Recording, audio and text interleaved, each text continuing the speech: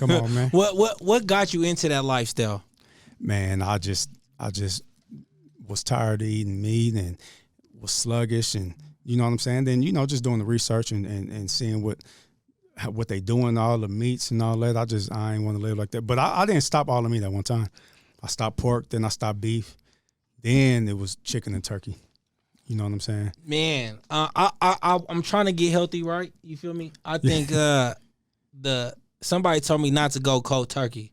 Like, don't just think that one day you're gonna wake up and not eat. It's gonna be hard. Meat. No. It ain't gonna happen like that. What was the transition like for you? What was the first thing that you stopped eating? Pork. So that was about 12 years ago. But that was cold. So everything been cold turkey. Everything been in January. I stopped everything in January. So So for years I've been fasting every January. But I stopped pork 1 month and then never went back. 2 years later, I stopped beef. What was the hardest to cut? At that, I don't know. Cause I know mentally you were there, but what was the hardest thing that you was like, this was my favorite food before this? So my favorite was chicken, but it wasn't as hard as I thought.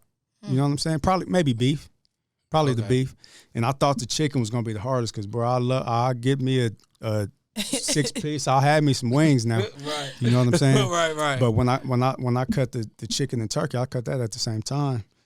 And it wasn't as hard as I thought it was going to be because I had already cut the other two, so I already knew the process. Yeah. You know what I'm saying? So probably the beef, probably the second part. Okay. And if you know K-Tone, you know that we be on the road. We be like, oh, yeah, we want to go over here. Be like, fuck. Okay. I know, on the road, how does that work for you? Man. I know everybody else. Yeah, we be finding fire spots. I just figure it out.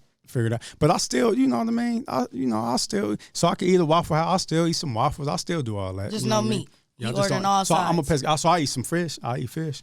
Yeah, I just won't eat no meat. Yeah, all sides. All sides. Just give me show me the side menu. The sides. Where the veggies? Right. I feel you on that. Now, to switch just a little bit, how would you describe our music culture here to people from? I want to get your perspective, and then I want to get yours because you've been here for so long. Yeah. What's your perspective? My perspective, being in the game for like 3 years now, I would say the music culture in Denver is expanding. It isn't at its fullest potential. We don't have all the resources we need, but it's here. Would you say, what would be the sound? The sound is definitely West Coast. Like, we sisters to Cali, so you feel me? Any West Coast, or they picking up a lot of Detroit vibes too. So I could say that. Okay. What about you? So everybody say Detroit vibes, but I think Detroit vibes is Cali vibes. Yeah, it's all like Detroit the same. music is Cali music, man. Y'all can. So when I say Detroit, I feel like Detroit brought up that like that Percocet rapping that. I don't think they. I don't know if they necessarily created that. Because that did come from like Mac Dre. I be telling niggas that a lot. Like Mac Dre discovered that sound, but now they're like dragging it more with the drugs. You feel me? So it sounds like a little bit more slurred out. That's where Detroit stuff come from. Cause Sada Baby's the one that hyped it back up. That's why I think they say crazy. that. He going crazy.